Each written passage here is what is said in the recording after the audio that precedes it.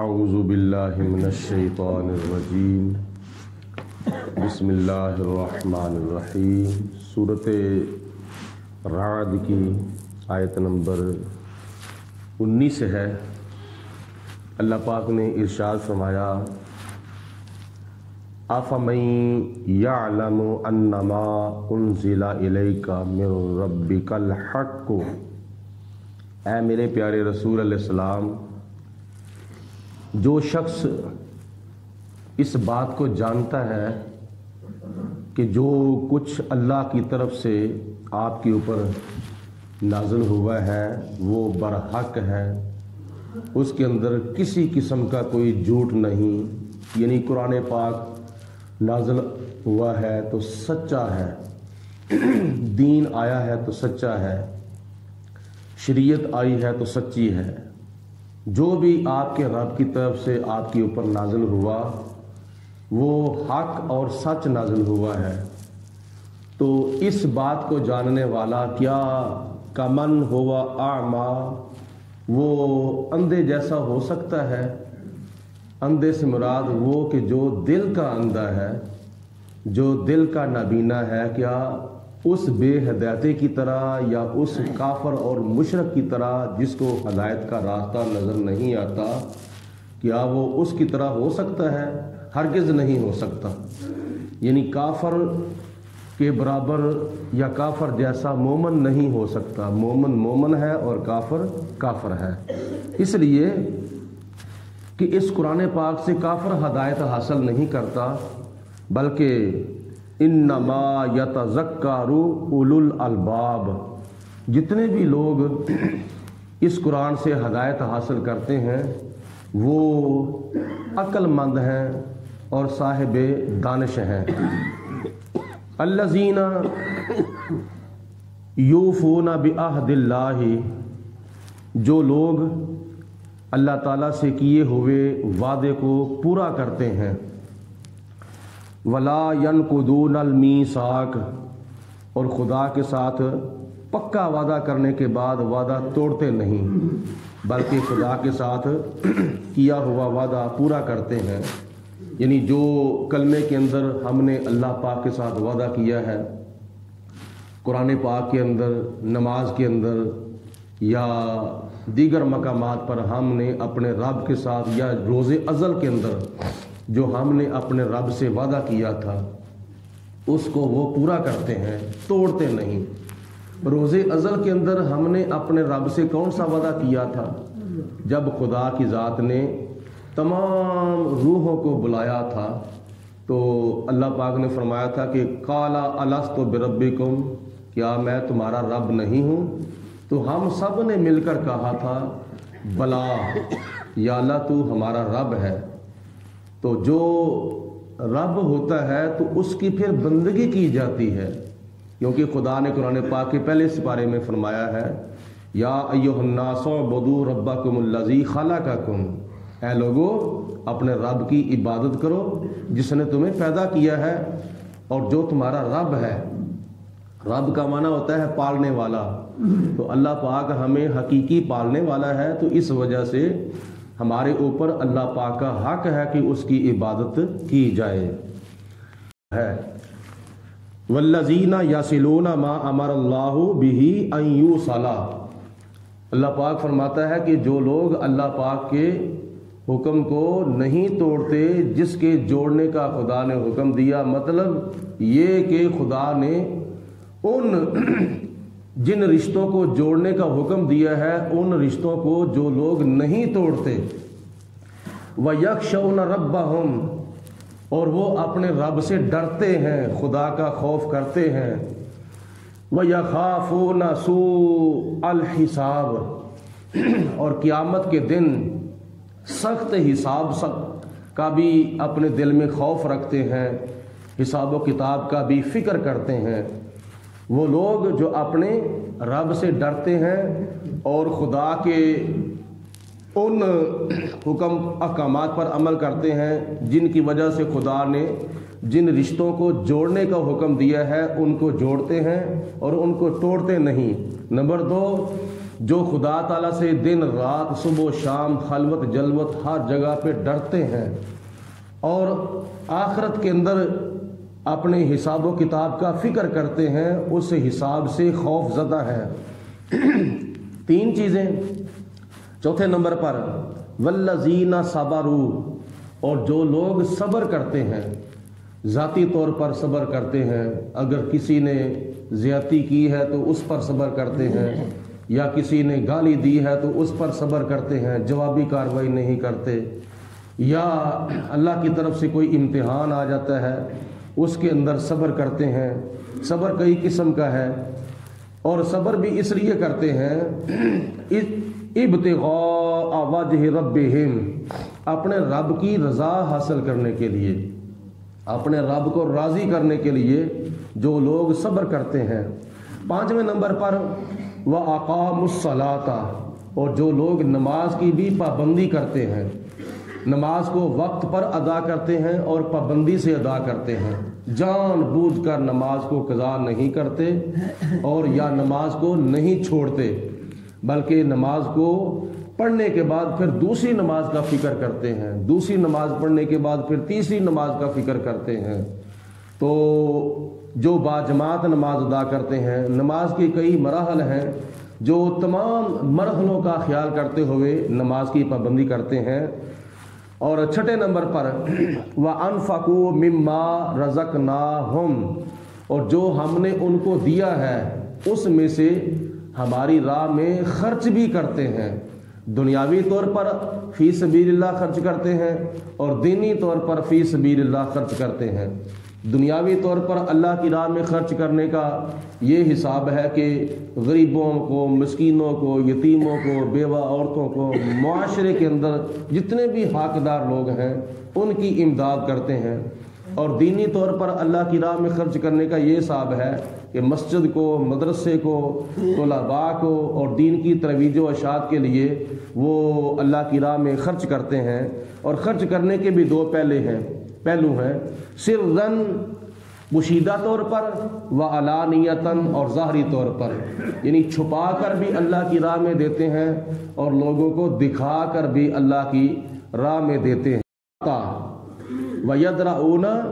بِالْحَسَنَاتِ السَّيِّئَاتَ، اور وہ نیکی کے ذریعے برائیوں کو دور کرتے ہیں، یعنی نیکیاں کر کے گناہوں کو بخشواتے ہیں۔ کئی ایسی نیکیاں ہیں جب بندہ نیکی کرتا ہے تو اللہ پاک اس کے گناہوں کو مٹا دیتا ہے۔ مثال کے طور پر حضور علیہ السلام نے حدیث پاک میں ارشاد فرمایا، جو کوئی مجھ پر 1 مرتبہ درود شریف پڑھتا ہے اللہ پاک اس کو 10 نیکیاں عطا فرماتا ہے، اور 10 نیکیاں اگر عطا فرماتا ہے تو اللہ تعالیٰ کے پیارے محبوب فرماتے ہیں اللہ اس کے 10 گناہ بھی معاف فرما دیتا ہے۔ 10 نیکیاں بھی مل گئیں اور 10 گناہ بھی معاف ہو گئے، اور 10 درجے بھی اللہ تعالیٰ بلند کرتا ہے۔ 10 جنت کے اندر اللہ پاک محلات بھی عطا فرمائے گا۔ 1 مرتبہ درود پاک پڑھنے کی برکت سے خدا تعالیٰ 40 فائدے اور فضیلتیں اللہ تعالیٰ اس کو عطا فرماتا ہے۔ اور بھی اس طرح کی کئی نیکیاں ہیں، اگر کوئی بندہ نیکی کرتا ہے تو اس نیکی کی وجہ سے کئی گناہ جو ہیں وہ معاف ہو جاتے ہیں، بغیر معافی کئی صغیرہ گناہ معاف ہو جاتے ہیں۔ اولئک لہم عقبی الدار، یہ وہ خوش نصیب لوگ ہیں جن کے لیے آخرت میں بڑا اچھا گھر ہے اور بہت ہی پیارا گھر ہے۔ کہاں ہے؟ جنات عدن، دائمی جنتوں کے اندر، ہمیشہ رہنے والی جنتوں کے اندر،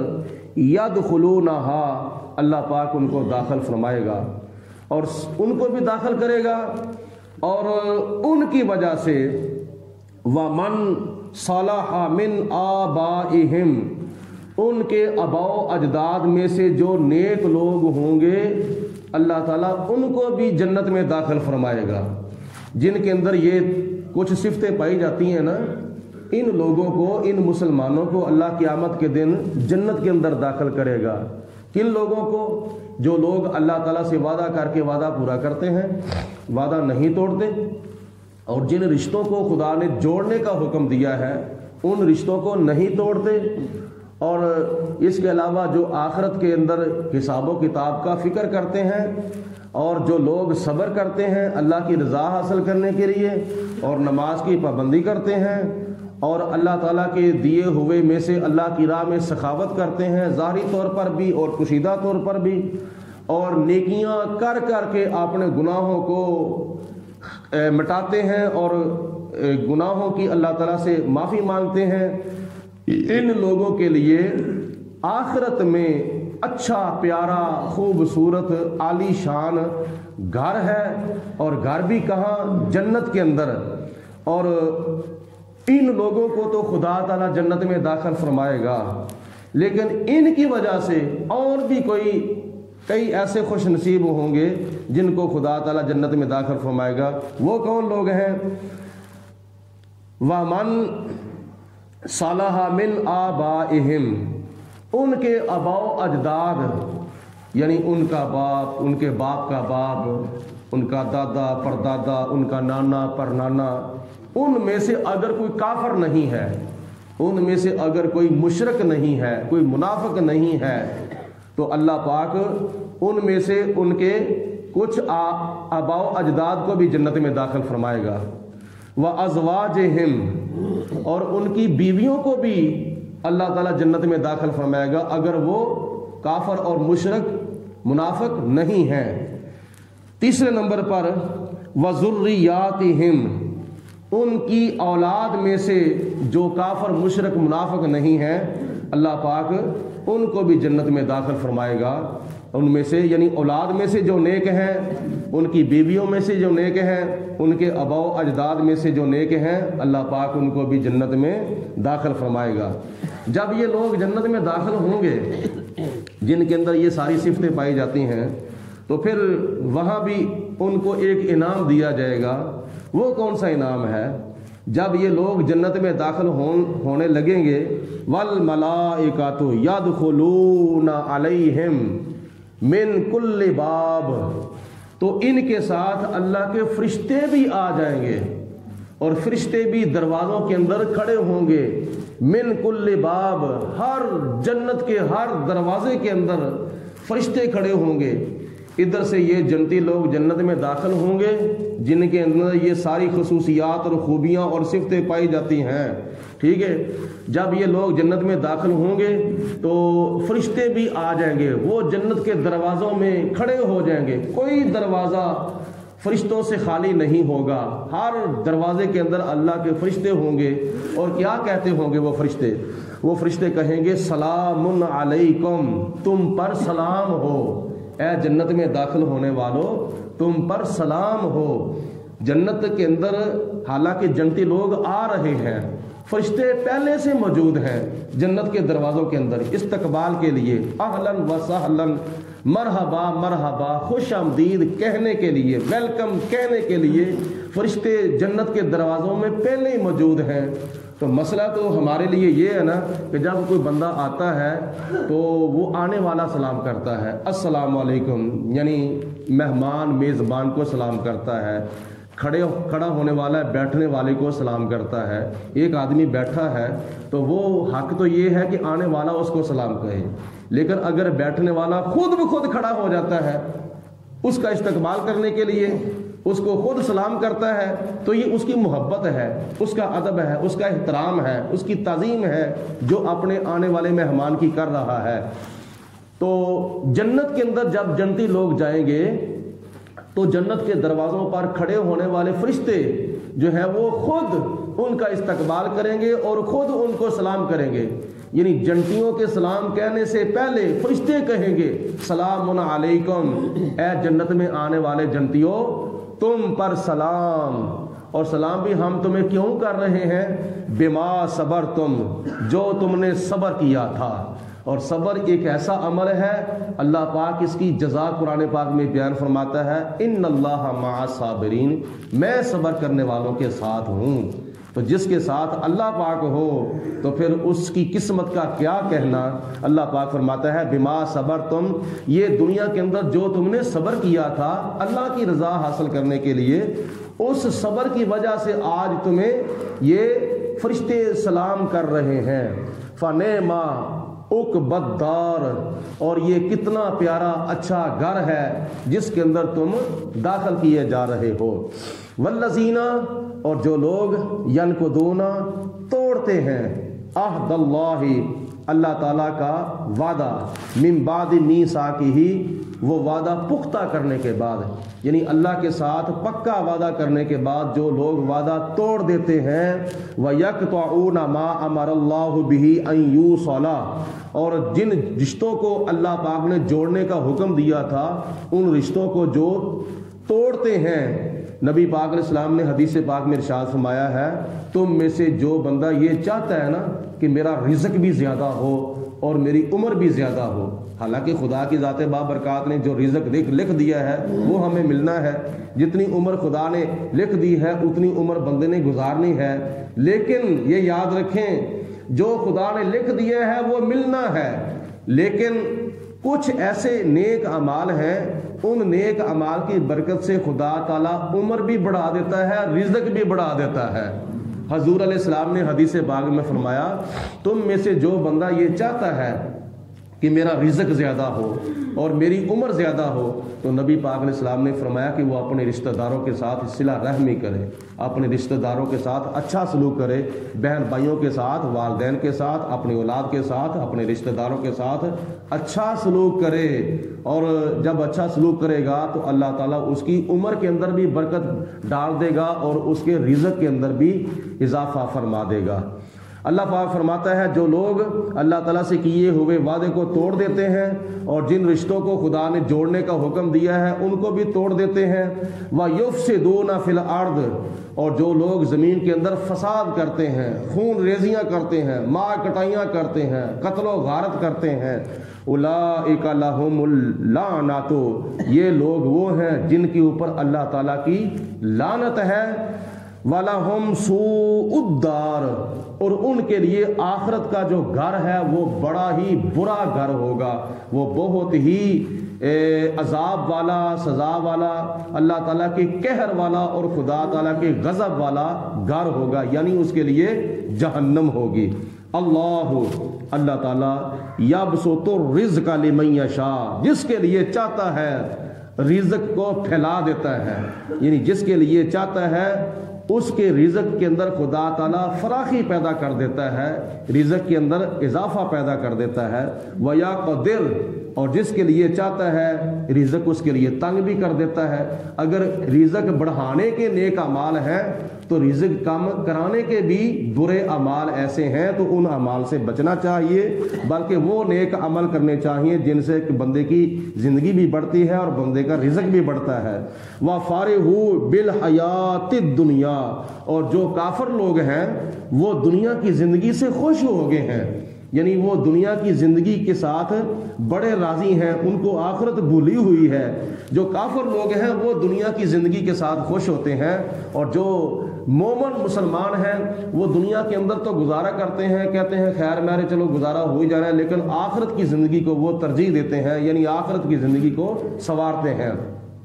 وَمَا الْحَيَاةُ الدُّنْيَا فِي الْآخِرَةِ، اور آخرت کی زندگی کے مقابلے میں یہ جو دنیا کی زندگی ہے اس کی کیا حیثیت ہے؟ إِلَّا مَتَاع، یہ تھوڑا سا فائدہ ہے، بس کوئی اس کا اتنا فائدہ نہیں ہے، صحیح ہے مگر تھوڑا سا فائدہ ہے۔